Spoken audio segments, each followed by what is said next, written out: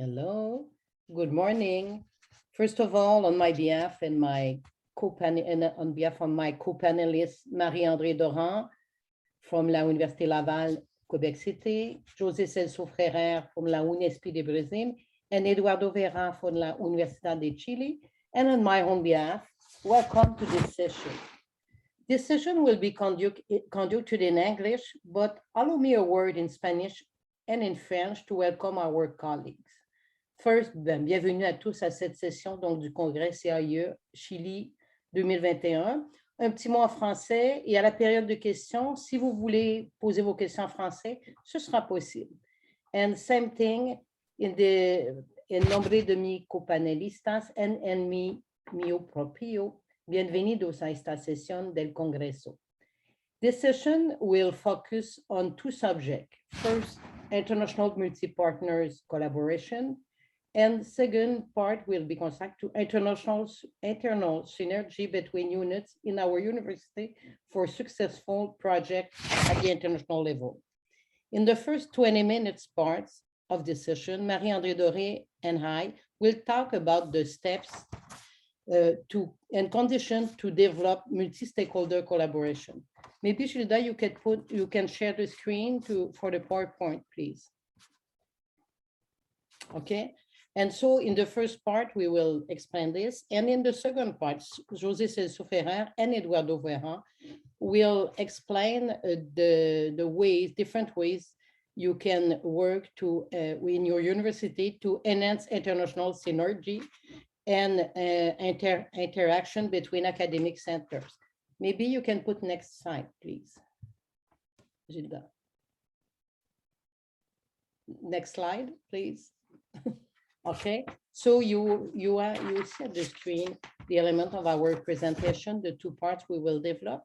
And so we will have 20 minutes. The first part will take 20 minutes and the second part 30 minutes. So we keep at the end 15 minutes period of exchange with you to take your question and to exchange with the panelists. Next, please, for the slide. Okay. Okay, we go directly to the subject because the 1 hour is a very short time. So multi-stakeholder collaboration. We will share with you the short story of two multi-stakeholder collaboration, what we call the DG2 networks and the consortium IMOBI at DG2. What is DG2 networks first? In French, it is Réseau d'excellence des dirigeants universitaires en gouvernance et gestion. So it is a network of leaders for governance and management at university level. This network was created in 2015 by international leaders. What it means? It means I was at this moment vice president and associate vice president for international relations, and we have decided with some colleagues of other universities to create the networks. The membership of this network is by invitation. We have co-opted members, and what we want exactly is to work with our best partner, the one who are comprehensive university from different countries. And we want a limited number of members to be able to work really together in the subject. So now, and you could put next slide, please. We have currently 13 members university from 9 countries. You see that a lot of them come from Europe, but we have 3 from Latin America, 1 from Canada, and 1 from Morocco.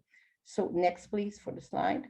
So why this limited number of members? Well, because we want to be able, we have a very limited code, but clear one. And it is first a Francophone international community of practice. First, we want to be able to work in French in the subject.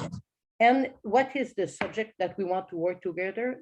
The network was created to enable exchange on governance and management issue between leaders of members university. So our objectives are clearly to be able to create synergy around governance, strategy, and management issues that we are facing like managers or leaders of university and in different national contexts. So the target is clearly to share our best practices and to be able also to think together to make significant contribution and to provide innovative responses to common.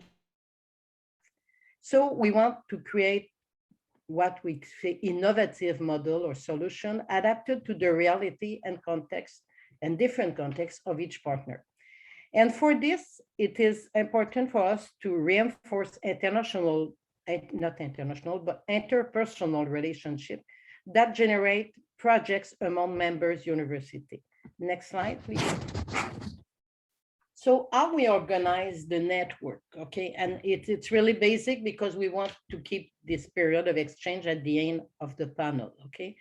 The operating rules of our network are very simple. You have a membership agreement and you know we like MOU, but what we want is a limited partnership. So we want exactly in this membership agreement, very well-defined obligation.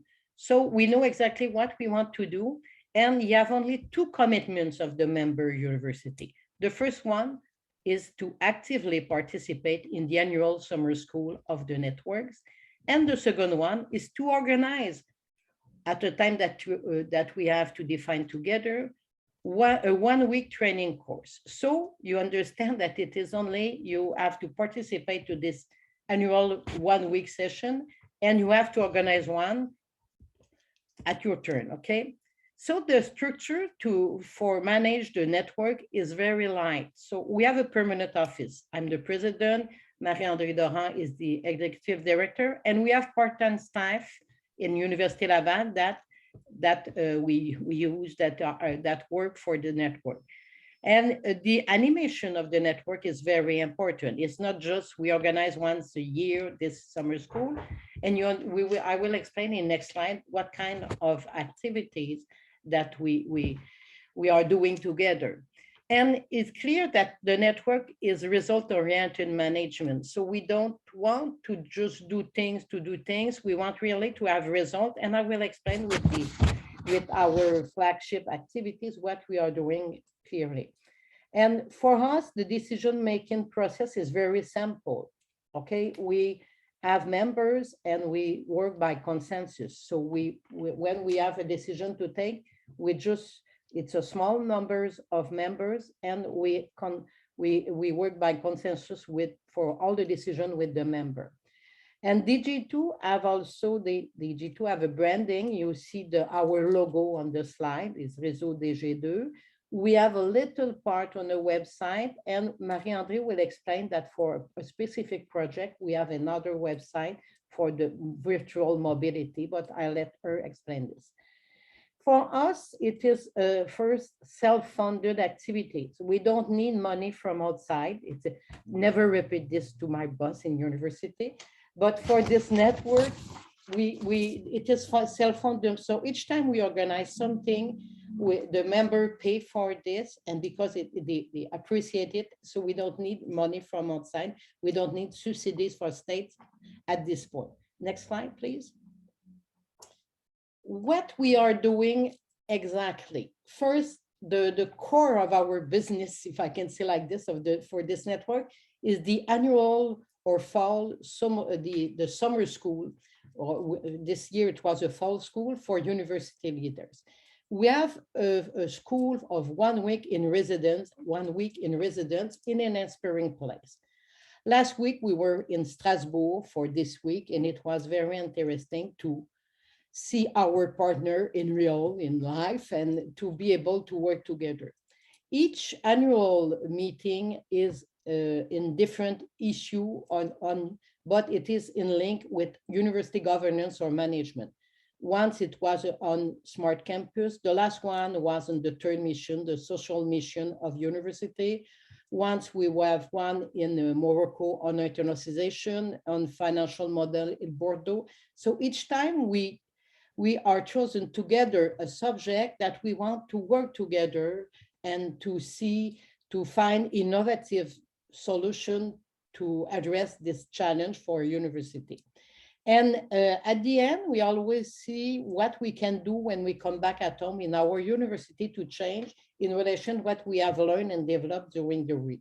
So this kind of seminar have real impact on the evolution of each member university. The other thing we are doing is our virtual seminars.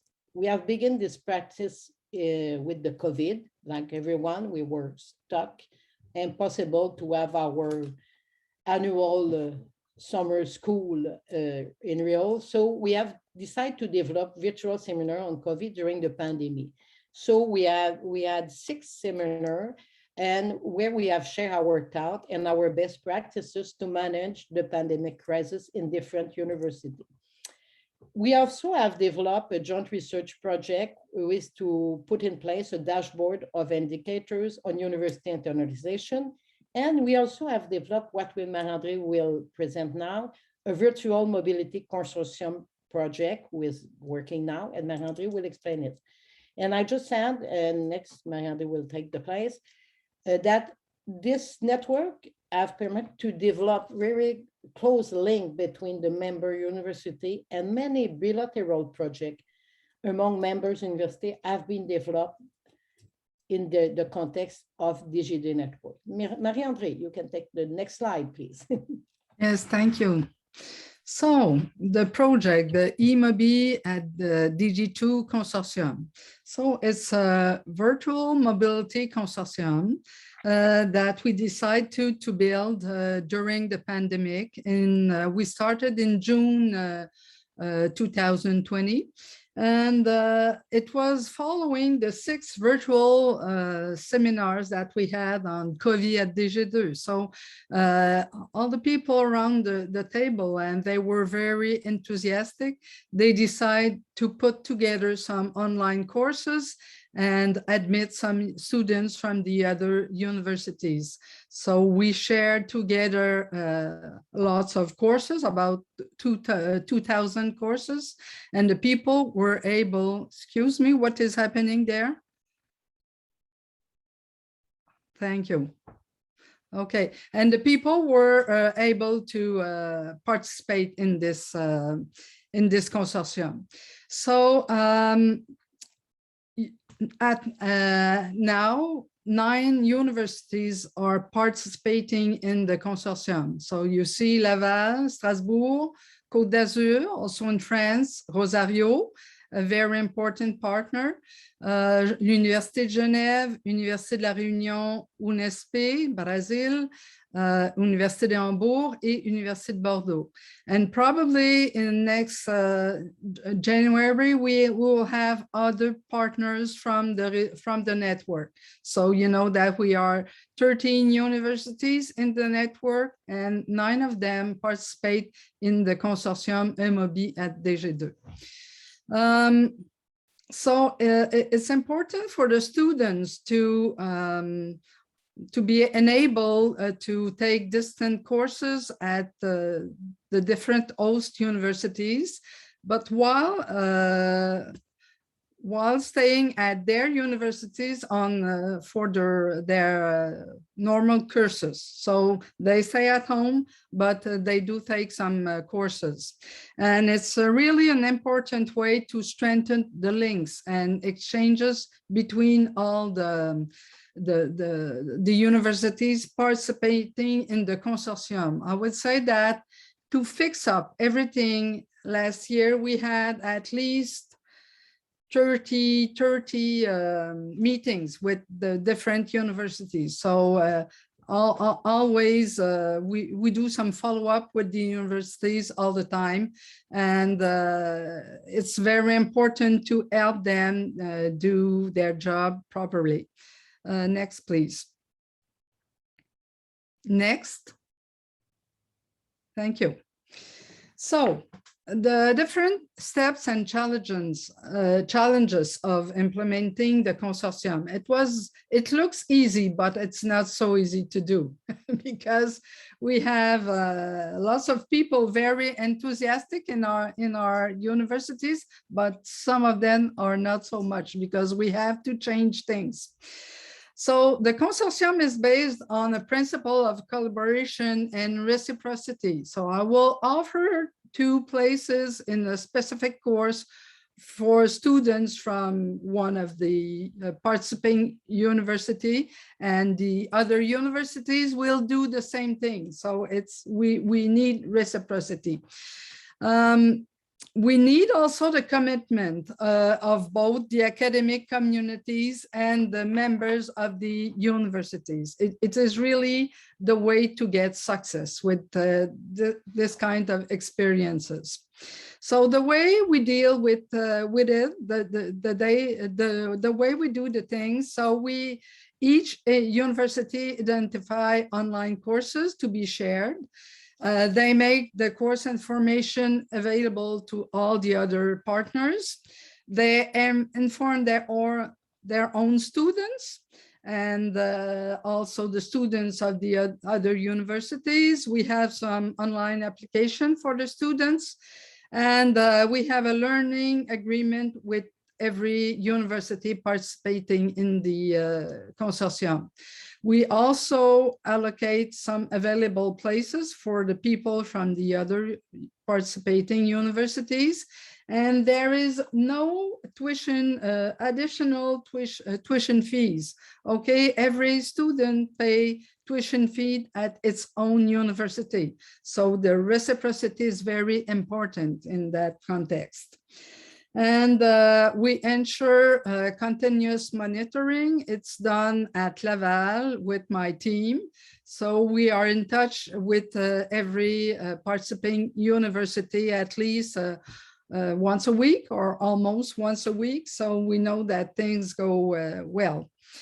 I would like to tell you that e-mobility is changing comfortable routines. So if you want to create that kind of project, be aware of internal resistances, keep usual mobility rules when possible, change them if it's not possible. You know, the timeline and things like that are different with virtual mobility and physical mobility. And review and adapt administrative rules and processes. So it's a challenge for every university, but it could work very well. Next, please. Okay, so we think that there are 10 success keys to implement multi-stakeholder collaborations. The first of them is try to respond to identified needs.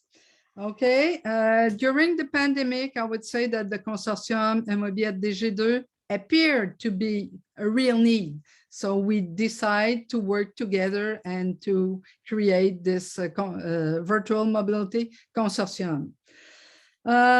Choose well your partners. Our partners were in the réseau, in the network, but you always know that some of them work much more or are much more responding. So you have to be sure that everyone is responding quickly to what is asked. We have different kind of universities inside the network. So it could be very complementary when you do some projects like this. Some are big universities, complete universities, research universities. Others are smaller, but we can do things all together.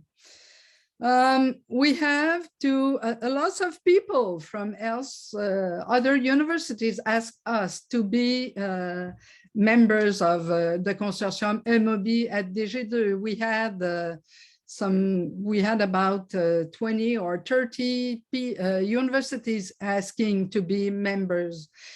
We decide that small is beautiful at this time. So we want to fix everything fine, and then we'll see if we expand to other universities. So that's what we decide to do, because it's very important that it works well. You need some common and limited objectives. So everything has to be clear and consciousness. the challenge is to keep the focus because some universities has to do other things, and you say, no, this is our business now to do this thing and to do it that way. You have to get a realistic time frame. I would say that we were too optimistic when we started Immobilier Dg2. We think that everything would be fixed up very quickly. It takes a little time. A chance was that we worked with Universidad del Rosario, and they prepared the website. So it was important for us. We had a website very quickly that we wouldn't have been, it wouldn't have been possible at Laval to do it so quickly. So, but you have to get a realistic time frame because it's important in that kind of projects.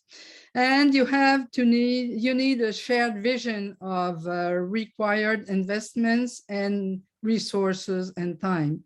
It's very important for that kind of multi-stakeholders collaborations. And now it's your time, Nicole. Next, please. Yes. Okay, next. I will go very fast because my colleague, it's the time for my colleagues. So I just continue this success case to say first, for the governance structure, light and reactive, be able to take decision and not big structure when it's too long, okay? And the principle, when you have a small number of multi-stakeholder collaboration, consensus decision is the best way to be sure that we go and are able to work together. Next thing is about commitment and personal relation. You need commitment from the senior management. It's good to have the soldier, but you need the chief in your project. And you need also to have the staff with you. You need people, and never underestimate the time you need and the people you need in a project. And the challenge is not to obtain the commitment, it's to maintain the commitment over time. And for this, you need, and it's next point 8, to have a good and regular communication. And this is important at the internal level, but also at the external level with your international partners. So you need regular communication, regular meetings, and informal and formal communication between the event. So for us, during the pandemic, everything was stopped. So we have organized this communication, this online seminar, to be sure to keep alive the network during this period, okay? And you need also appropriate communication tools. Not easy now with the internet. You need a logo, you need a website, you need a lot of things, and it takes time and money. So be sure that what you need exactly, and you have to organize to have what you need. The other thing, and I will stop in a minute, you have to keep the ability to seize new opportunities. For us to organize a webinar during the pandemic was an opportunity. So we have taken it. And e-mobility was a need that was expressed during this virtual seminar. So we take it and we say, we will do it, okay? And you have to be able to adjust your target and be able to do action. And the last thing is good timing, okay? E-mobility was a project. It's a good timing during the pandemic to have it. Now we have to see what we will do next. Next slide, and the last one for me, please. Challenge. I don't detail all this because we don't have the time and summary report, but I will just put the accent on the last one, turnover. When you have an international project with many partners, often, universities are a live organization, so you have change. You have new election, new president, new vice president, you have strategic changes. So what happened? You need, and it is one of the challenge, to be sure that the partner in today is really imply and want to continue with the partnership. And if not, you take it, you can have a plan B, so have another plan to replace in the multi-stakeholder collaboration. But you have to be sure that when you have a major change in a university, that they will want to continue and not be just, partner, but not really implying the thing. So for our first part, it is the end. And I hope that we can have the time to exchange at the end of the session. But now it's the time that I will ask to my colleague Ferrer, José Celso Ferrer, to explain what they do in this university to enhance the international synergy between units in international project. So Celso will present Global Research Alliance in UNESP, and next our colleague Eduardo Vera from la Universidad de Chile will present their initiative on Foros Binacionales. Celso. Thank you, Nicole. Thank you, Marie-André. Bonjour, buenas tardes, bom dia aos meus colegas do Brasil. It's a pleasure for me to be here today. And I will do a shorter presentation. I will present one of our strategies, a strategy we are using to build strong and symmetrical partnerships. Then next slide, please. Then it started with when we built our strategic internationalization plan. It was built with the community. And in this, in the website, you can access using this QR code. You have access to our internationalization plan. It reports a little bit about all the process we use it to build this strategic internationalization plan. Then it is an opportunity to see how internally at the university we worked to have this strategic internationalization plan. Next slide, please. Then here you have in a picture a general overview about the strategic plan. It has 3 pillars. One is global talent. Then the goal is to develop academic global competencies in our academics, in our students, in our staff.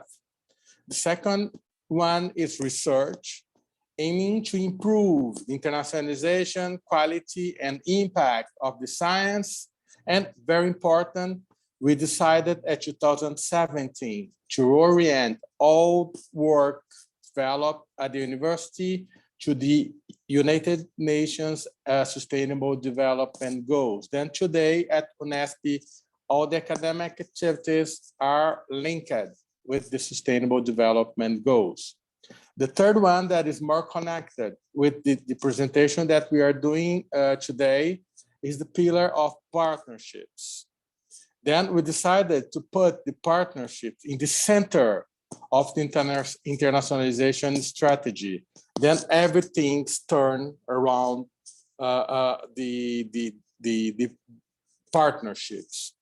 And for sure, we have a transversal topics based to deal with things like languages, training of human resources, interaction with university external agents, and different other topics that are connected in a way or in another to the question of the internationalization of the university. And for sure, we also have a bunch of indicators to see if what we are doing in a good way.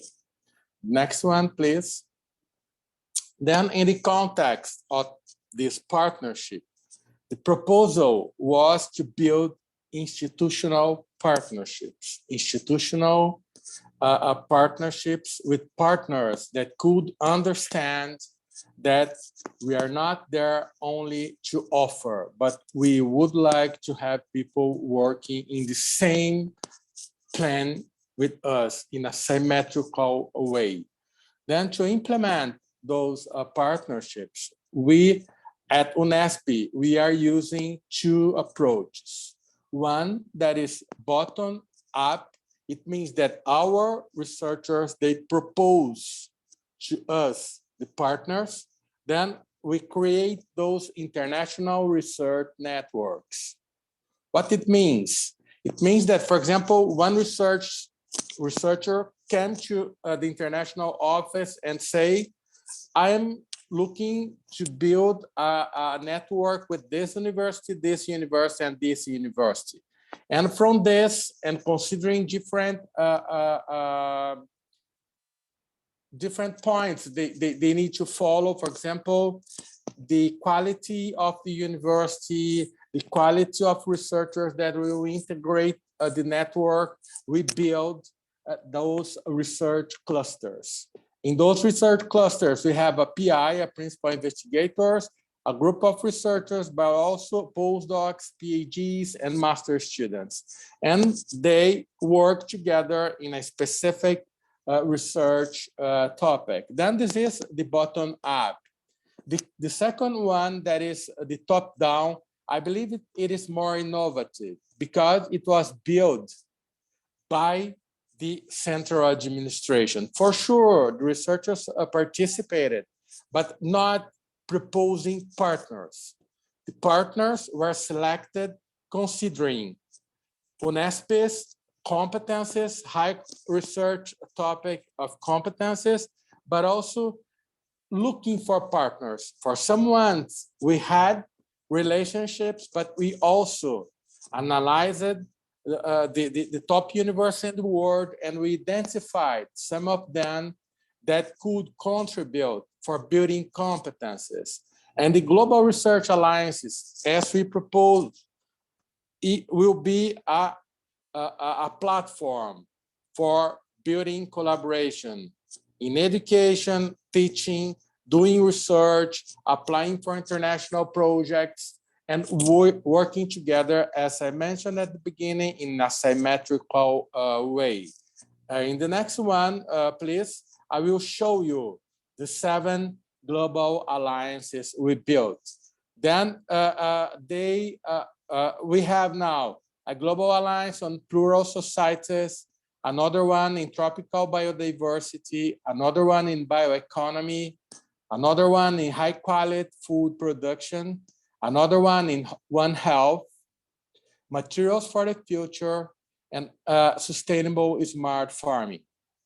You can see by the logos that we have a good number of top universities in the world from all parts of the world. The Americas, it means Canada, the United States, and South America, but also in Africa, Europe, and Oceania. Then we have top universities that agreed to work with us in a symmetrical way. It means that when we invited them to take part in the alliances, myself had several meetings with what people in other universities, vice president for international, associated provost for international, vice-rectores de internacionalización, people that are the senior international officers in their universities, explaining that we will not talk about money, that is very important for us, that they should see UNESP as a full partner, someone that will help in developing science and working together and teaching together. And we have letters from all the vice presidents for international with the different things they can have, saying we will work as an alliance and everybody will have the same rights. Next slide, please. Then here is my last slide, and I will show you the Global Alliance, where we have 3 universities from the DG2 network. Then you can see, in this case, for example, the Global Alliance was built considering partnerships that we had in the past. But for example, the University of Auckland was identified as a potential partner to work in material sciences. And we invited them after different meetings I have with people, visits. I visit them, they visit us in Brazil, and we decided to work together. And we start working together in this global alliance. We also have Universidade de Aveiro, where we have a very important European Center for Material. Then it is those are the universities that are part of the university of the alliance. As you can see in your right, for all alliances, we identified some topics, some themes for research. In the materials for the future, it's about energy, health, and environment. And we have PIs, we have coordinators that are discussing, that will manage, that will organize discussions about those topics in considering scientific aspects. Where we are today, we had the initial kickoff meetings among the administrators, and from November and December, we will start but in a virtual way, meetings, the scientific meetings. Then people will meet researchers, PhD students, postdocs, to move forward in developing research together, identifying possibilities to apply for international projects. And it's very important to say that for some global research alliances, we already have people that applied for a European project or for projects in the United States. Then it's running. And we hope that with the next year, mobility getting back, we'll have much more people working together. Just to finish, it is funded from our side with our PRINT project, the internationalization project funded by the CAPES Brazilian agency.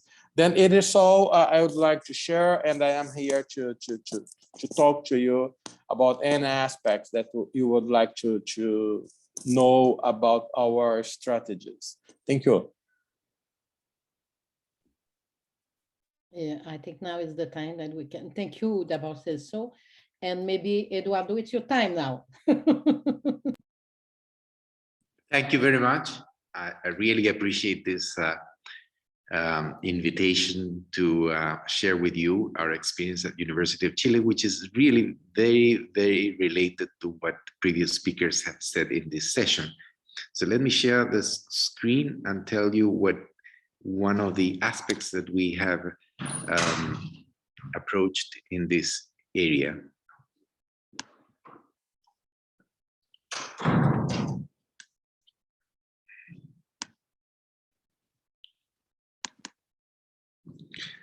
I hope you see the screen well. Oui.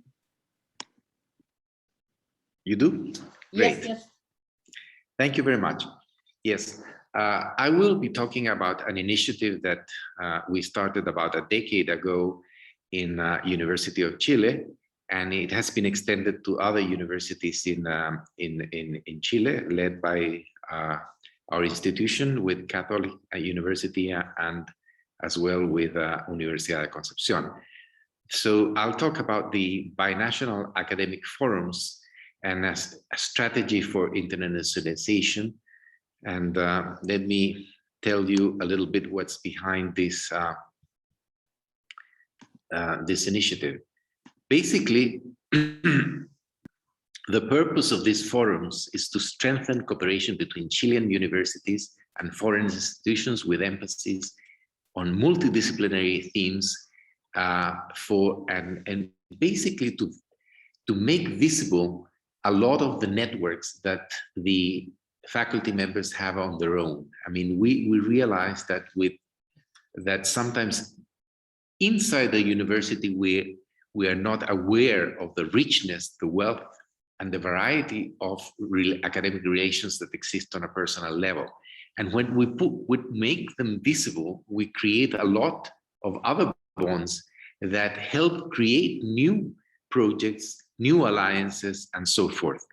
And this is especially true because, as you know, of course, all the universities have been historically built in departments in different areas, faculties, medicine, engineering, and so forth, humanities, social sciences. But now there's a tremendous need for transdisciplinary approach to solving the problems, the very, very complex global problems. And we also have the means, we have the methods to be able to approach that complexity from a multidisciplinary or transdisciplinary approach. So these forums also encourage the academic mobility among the participating institutions, and it's very important for the emergence of young researchers from both nations. And let me tell you a little bit the way we structure this is that we have binational forums, and we do them every other year with a country, once in one country and the next in the other country. So every country has the responsibility to organize the meeting every 4 years. Now, this happened, of course, before the pandemic. So during the pandemic, we interrupted the forums for 2 years, but now I'm very happy, and I will report that our experience is that we did one in last month with Italy, and of course it was done in a hybrid mode because we had to combine. We couldn't travel in a large delegation, so we did it in a smaller one, but that was a very important experience because that the circumstances of the last 2 years will probably affect the way that we do them in the future. But the binational forums are based on parallel workshops that we do, and in each workshop we have different sessions and presentations, but it's really an approach bottom up, because what we do first is identify the faculty members that interact with another country.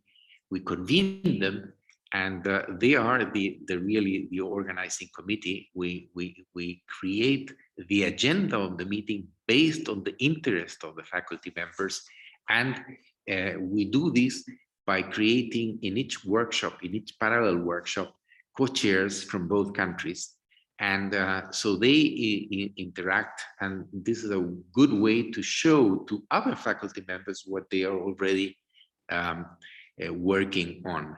So it's basically to make visible collaborations that already exist, but with the purpose of multiplying that effect, sort of a domino effect that encourages others to join or to create new projects.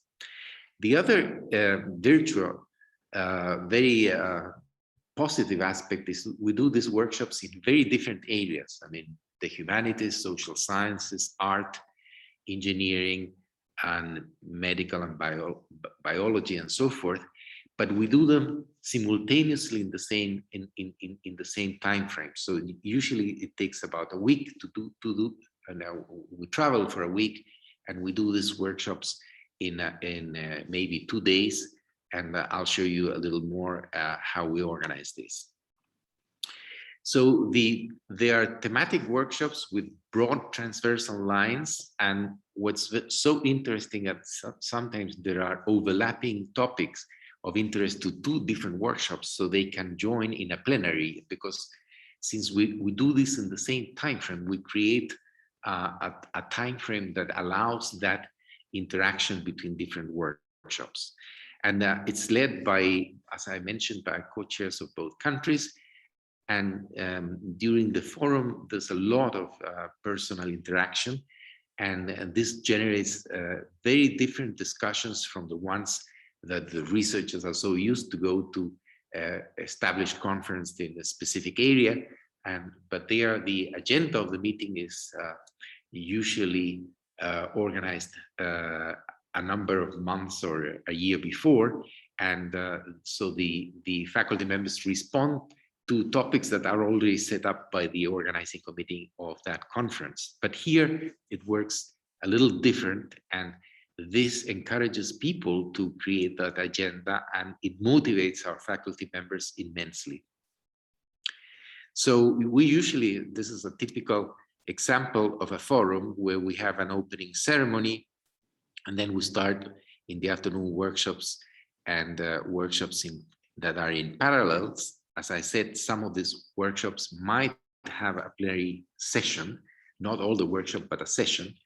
And then we have also a workshop where we have wrap-up conclusions, and a speaker from each of the workshops comes into a plenary and then shares those conclusions with members from the different workshops. And then we have a closing ceremony, and in the closing ceremonies, usually the embassies are very of the two countries are usually very excited with this kind of thing, and they participate, they hear, and this helps a lot the promotion of what we're doing on the academic level to governments and companies that might be interested in hearing these discussions. Another very interesting thing is that this allows us sometimes to really bring topics that are really on the frontier. Sometimes not even conferences are so established. So it's a very flexible platform for discussion. And you can see here an example of the topics that we discuss in these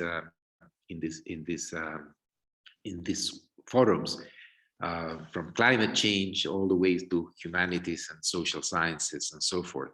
And it will depend on, and it will reflect very well the priorities and what the faculty members are discussing in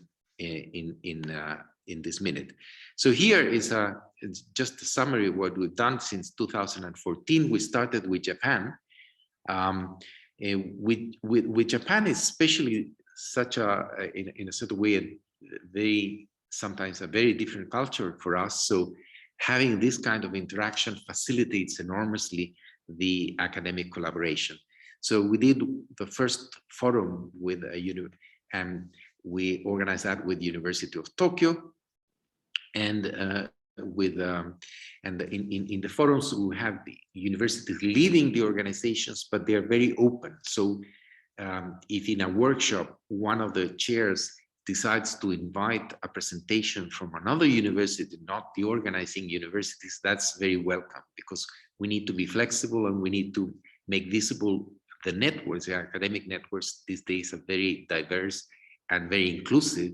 So we need to make an effort to also include people from other universities as well. The second one with France and in Paris, and that was the first forum with France.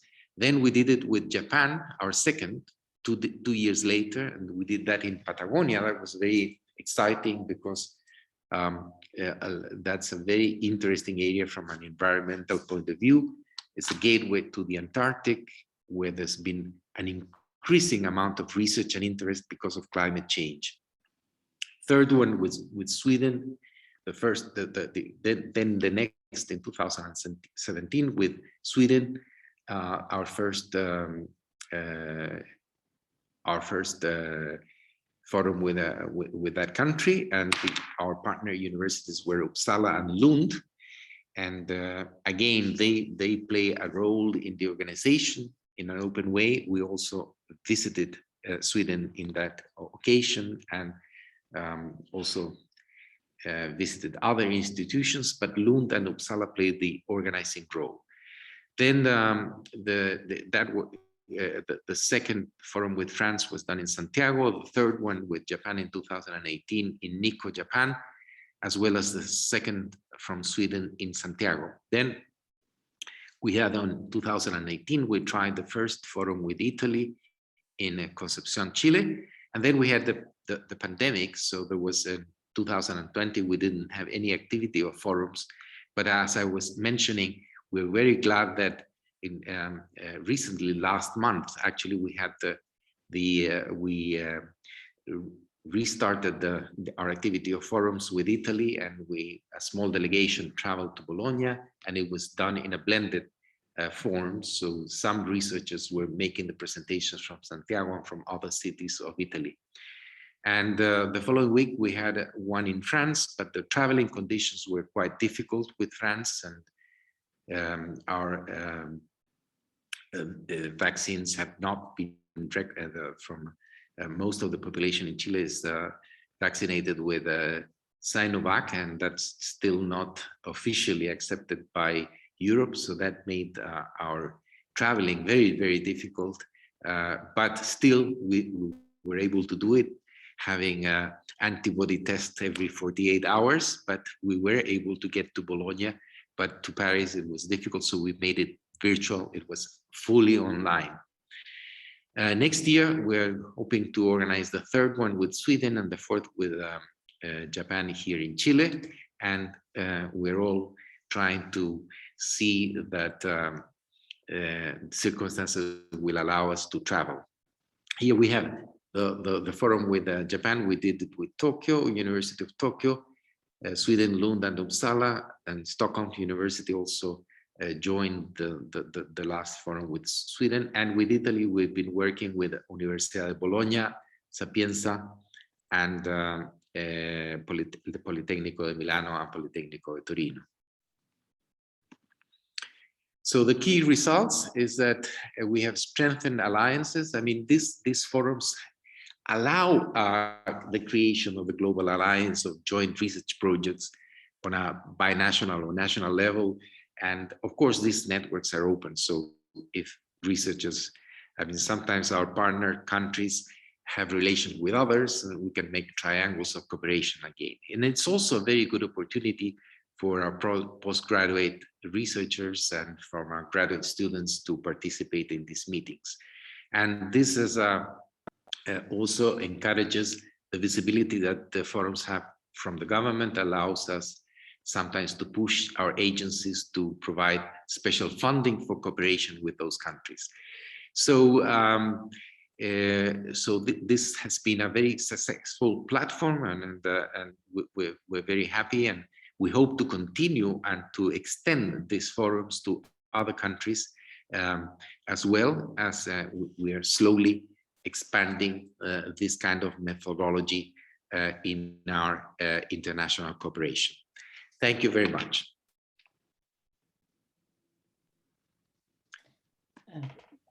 Thank you, Eduardo. Thank you, Marie-André and Chelsea, for this presentation. Now it is time, we have keep this time for exchange and questions. So if some of you have questions, you can go ahead. And I can open the door and open by one question about, maybe I begin with Chelsea. Chelsea, you present us first very innovative way to do this, and you explain us that you have with Global Alliance a top-down initiative with university. Not easy, never easy. So I want to know exactly how you work with your faculty member, with your researchers, to engage them in the institutional project, and what is exactly the coordinator role in this kind of project? Okay, thank you, Nicole. Just to mention, Universidad de Chile is a partner in another alliance, high quality food production. Then we are working with them and in another topic. Then it started with having as a goal to work with universities that came to us asking for partnership. And it's always complicated to push, as you mentioned, our researchers to work with others. But in this special situation, we have the money, and it was easier in a way that we received about $22 million from CAPES to implement the Spring project, and we decided to use 40% of this money for global alliances and 60% for the research networks. Then in the global alliances, we asked our top researchers to participate, telling them, look, you have this money, but to have access to this money, we would like to have you working with these universities. It is not true that all the time and for all universities, it worked like that. For example, for Universidad de Chile, we have some people working with researchers in a specific topic that was identified as a goal for UNESCO. Then in some way, the international office used the relations built by our partners. But in other ways, like in our alliance on material, it was even having some very punctual collaborations between UNESCO and the University of Auckland. It was something built at a strategic level by people working in the international offices. For sure, all the office from research and from postgraduate programs, they worked together with us. But it was, even if it was pushed in a top-down approach, for sure, the researchers accepted to work in this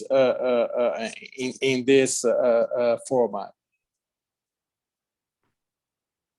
Thank you. Marie-André, you have a question? Yes, I would have a question for Eduardo. Eduardo, you said that with the forums, you were able to make visible lots of networks existing with your researchers. Did you have a special methodology to make those networks exist, or what kind of, what did you have, how did you ask the researchers, how did you have the information? Well, that's very interesting. As you mentioned, the first forum we did was with Japan. And with Japan, we probably knew each other because those faculty members collaborating with Japan share the experience because of such a different culture. So that was the first one. But it became so successful that we moved that methodology to France. We have a lot of collaboration with France, and then to Sweden and Italy. But basically, yes, of course, and with France, we need to have a different kind of methodology. So in the University of Chile, each faculty has an Office of International Affairs, and they had to do long before kind of a survey of who was professor. And then we looked at the data of the joint publications. That's a very easy way to identify researchers. And then we convened them. So we had meetings with them and we explained what we were doing. And for instance, just to give you an example, with France, we asked for a meeting and we had 100 faculty members showing up. And then some of them are more enthusiastic and more active, and they start taking leading roles in organizing them. But it's very bottom up. It's not something that we decide from. And that's the most exciting part. It takes us a time. That's why we organize this every other year only. But that will allow a sort of a continuous. We're finished with Italy and we're already thinking about the next one and trying to identify some professors. We always have some professors that say, oh, you didn't include me, but I have very strong. And they say, okay, next forum, you'll take a leading action. But that's the way we have followed. Thank you very much. Thank you. And we are at the end of this session. So in the fourth presentation, the four presentation we have common keywords. We say partners, network, and innovative ways to work in research or another way for our international collaboration. So thank you to our panelists to have shared their innovative experience with us today. It was a pleasure to be with you today. And maybe next time in our country or in your country, we can be together really, and not just online, to share our experience. So thank you to all of you. Next time, maybe in Quebec City. Thank you very much. Thank you. Bye-bye. Obrigado. Bye. Ciao. Au plaisir. À la prochaine. Oui. À la prochaine. Bye bye.